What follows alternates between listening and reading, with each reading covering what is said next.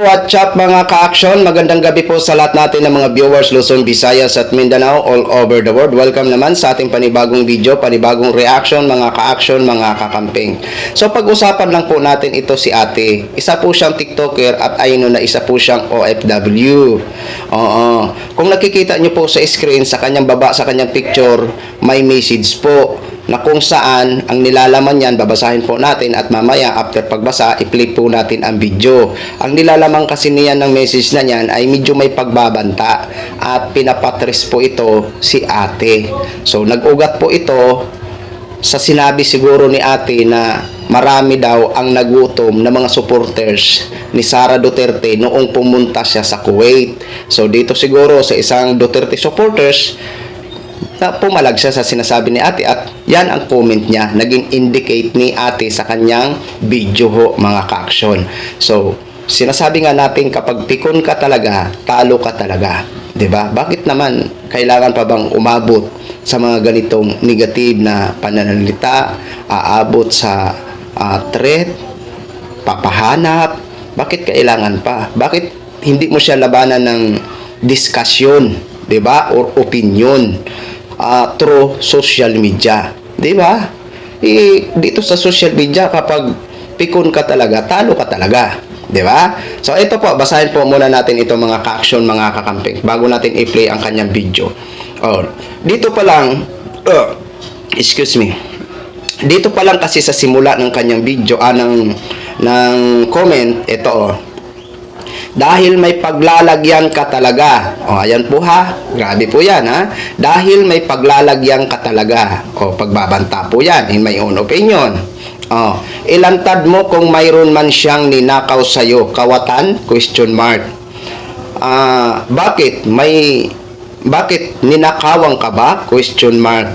May ninakaw ba siya sa'yo? Question mark. Kapal naman ng pagmumukha mo, akala mo kung sino kang makalait. Hoy, hindi lamon ang pinuntahan ng mga supporters ni VP Sara Duterte. Gusto lang nilang makita ng personal si VP Sara Duterte kahit mainit at malayo,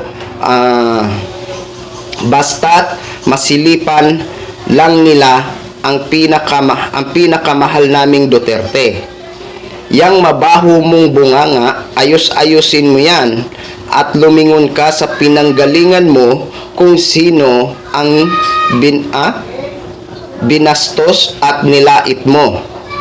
Hindi kasalanan ng taga-maisog na hindi sila kumain dahil may maraming pagkain dun. Kung nagutom sila, hindi kasalanan ng organizer dahil self-service at ikaw mismo ang kukuha ng lalamunin mo. Papasikatin ka din namin. One of this day, matris ka din kung sino tong kasambahay na mahilig magpakalat ng maling balita. Ayan, TikTokers. Yun po yung nilalaman ng nasa baba ng picture ni ate na nakasulat ho mga ka-action, mga kakampeng. Okay? So ito po si ate, pakinggan po natin itong resback ni ate dito sa comment na yan mga ka-action, mga kakampeng. Hello mga langga, so good evening. Maraming galit sa ating DDS ngayon, lalo na sa Kuwait. Umabot na sa nag-post na sila na papasikatin na nila ako. 83 pa nila ako. Bakit hindi na lang kayo mag-PM sa akin? Pinahirapan nyo pa yung sarili nyo? Pwede naman kayo mag-PM sa akin sa TikTok. Sa TikTok nyo ako mahahanap. Hindi nyo ako mahahanap sa Facebook. So, ito na nga. Nagagalit kayo kasi totoo naman yung sinabi ko. Na marami yung nagutom sa pagpunta ni Sara dito sa Kuwait. Kahit magbasa kayo dyan sa comment section, maraming nagsasabi dyan na di bali ng gutom, ang mahalaga, makita si Inday Sara. So it means gutom nga. So, ba't kayo nang gagalaite, Madam Miriam? Tinatanong mo kung kaninong katulong ako, mag-PM ka sa akin. Ipapatrace mo ako, gagastos ka pa, magpapakahirap ka pa, mag-PM ka sa akin.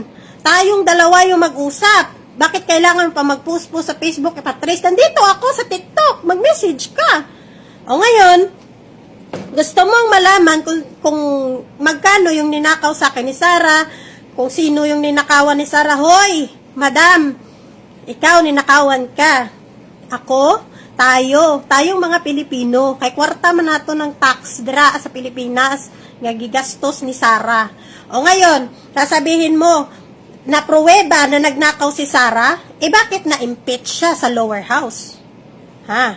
Kasi hindi nga niya kayang linisin yung pangalan niya sa confidential funds. So, huwag kayong magalit sa amin kung mananatiling magnanakaw si Sara sa paningin namin as long as hindi niya malinis yung pangalan niya. 'Di ba?